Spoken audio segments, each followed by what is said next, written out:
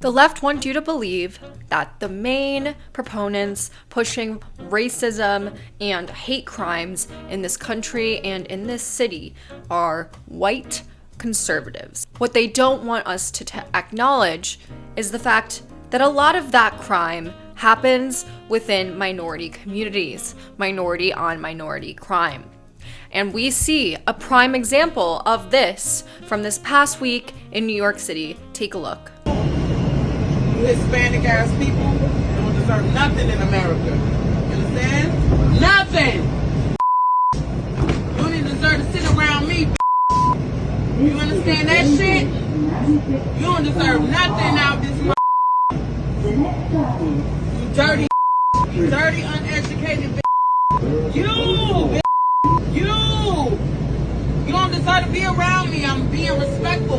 You can get the up. Get up. Get up. Nah, now you gotta get up. Get the up. Get up. Now you stand up, ho. Yep, now you stand up. Now you stand up, bitch. I don't give a You know where you at in America. We ain't in your country, we in my country, bitch. Yeah, sit over there with your people. Yeah, with your people. So let's break this down. We are seeing a Hispanic woman assaulted verbally and physically by a black woman sitting next to her on the New York City subway. This woman is spewing racist slurs at the Hispanic woman and ultimately shoves her out of the seat because she thinks that the Hispanic woman does not deserve to sit next to her. This video has gone viral because, honestly, it's the ugly truth of everyday life here in New York City. You are not really seeing white people get into altercations like this because in reality, when we see racism in New York City, it's perpetuated by minority groups against each other.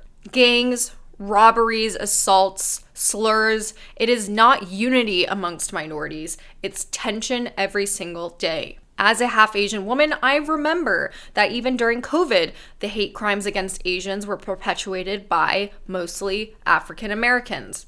You hit me, fool! Listen. Why you hit me? Hey. You okay?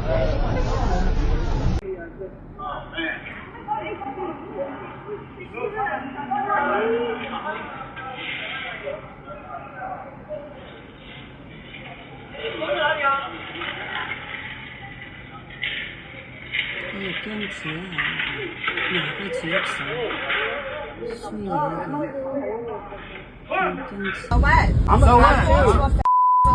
So what? I'm an Asian and you're a black woman. What are we gonna do about it? Why are you so mad about it? I am the Asian. Okay, well, go on, fat. I am! Okay. What are you gonna do about it, huh? You're mad. You're mad too, bitch. Who's a mad fat? You're mad too, bitch. Because you called him a bitch. Because you spit on me. Oh, so white men ganging up on a black woman. Wow, great optics for you. How about a straight person calling gay people fat? Yeah, that's right. How about that? That's right. Oh, a straight person called me a slur!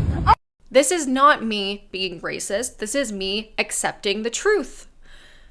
But as you know, our incoming mayor, Zohran is somebody who does not function in reality. He does not talk about the truth. He wants to talk about some fake utopian paradise that he thinks New York is going to be under his administration. We saw that Zohran's latest tweets that came just after this video went viral on X, he says that ICE is the main proponent of danger against Hispanic people here in New York City, against immigrants here in New York City. He's framing the violence and the racism in this city as a class-perpetuated warfare when it is very much the opposite.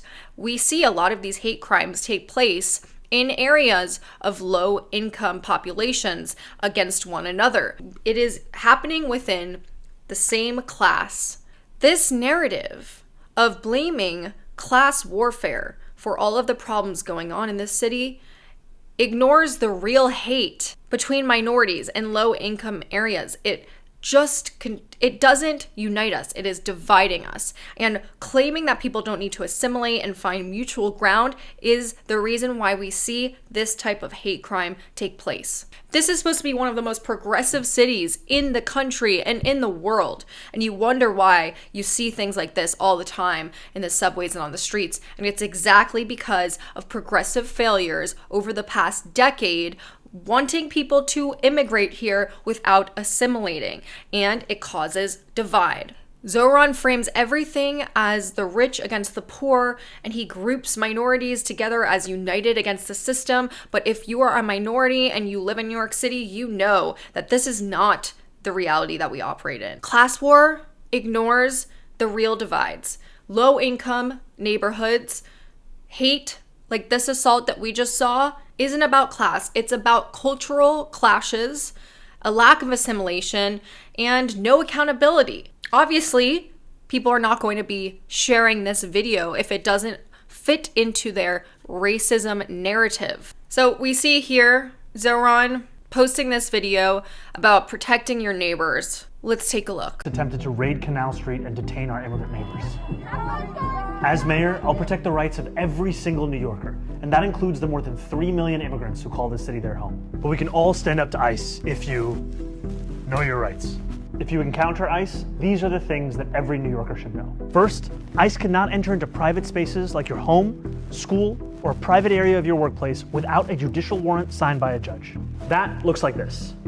What exactly should this Hispanic woman have done on the subway? What rights does she have? Because we also know that defending yourself on the New York City subway can land you in jail for life, ostracized from the rest of the world, and never able to get a working job ever again in your life. So of course, a woman like this is not incentivized to protect herself. In fact, she has to let herself be placed into a dangerous situation because ultimately the risk is either go to jail forever or hope nothing harmful comes out of this. Obviously, she's going to pick the latter. Socialists like Zohran and AOC and Bernie are pretending that we're all on one team. Asians, blacks, Hispanics. In reality, low-income areas have had the highest intra-community levels of violence because of identity politics. Your group versus mine for resources, turf, and jobs. This has been a common narrative since the dawn of time. But now, by bringing identity politics and placing it at the center of everything we do, we are completely wiping away any progress we have made with unity and bringing back tribalism. And the people that don't live in these areas and don't deal with these types of things on the subway, in the buses, don't realize that these identity politics are putting minorities at risk by creating more and more cultural clashes. These privileged liberals are watching from their high rises and using us as pawns. Zohran is pretending like ICE raids are the ultimate danger to New Yorkers, when in reality, we see conflicts like this every single day. And in my opinion, this is worse than ICE because it's hate coming from within our own neighborhoods and from our own neighbors. We need to demand unity policies, not policies that create more and more divide, because the people that are in danger are the ones that live in these low-income neighborhoods or take public transit, and not these politicians that sit from their lofty high-rises or down in Washington, D.C. and have no real context into everyday lives.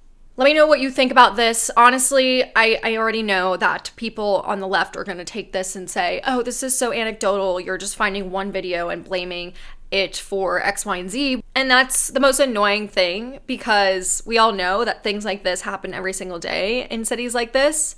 It just doesn't get caught on camera every time. And even if it does, they're not always going viral. So they're buried beneath a bunch of other shit about ICE and whatever is the main talking point for the left at the moment. But let me know what you think. Stay safe.